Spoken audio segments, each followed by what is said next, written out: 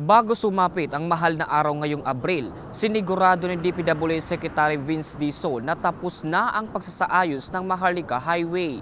Pasado 9 ng gabi nang makarating si DPWH Secretary Dizon sa Calbayog City upang mag-inspeksyon ng Maharlika Highway sa Samar.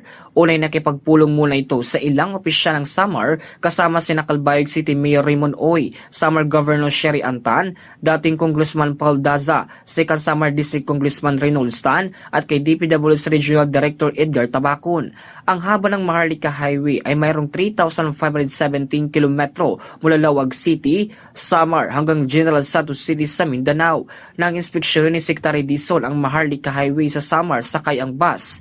Naranasan nito ang matinding kalbaryo na dinadanas ng ilang Pilipinong dumaraan. Lubak-lubak, maputik at putol-putol na daan ang kasalukuyang sitwasyon sa Samar. Kaya sabi ng sekretary na kinakailangan matapos ang reblocking o pagpapalit ng mga sirang daan bago sumapit ang mahal na araw. Kabilang din sa mga inspeksyon ng Calbiga Bridge na naiulat ng pagkakaroon ng load restriction limit hanggang 50 metric tons ng mga sasakyan simula pa noong October 27, 2025. Tinatayang aabot sa 16 billion pesos ang gagamiting pondo sa Maharlika Highway na mayroong 8.05 bilyong pesos para sa Samar. Ayon kay Dizon, kinakailangan matapos ito sa mabilis na panahon dahil sa wana at sobra na umano ang pagtitiis ng mga Pilipino na dumaraan sa Maharlika Highway, lalo na sa Samar area. Kailangan talaga magkaroon tayo ng no obstruction policy and enforcement sa daang Maharlika.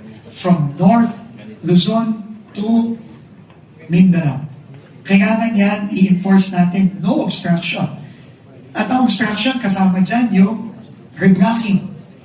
Kaya ang utos natin sa DPWH sa lahat ng region na may Maharlika Highway, kailangan lahat ng reblocking, lahat ng repair, tapos by the end of March. Pagdating ng mahal na araw, wala ng ongoing na repair. Wala na. Lahat yan, completely possible.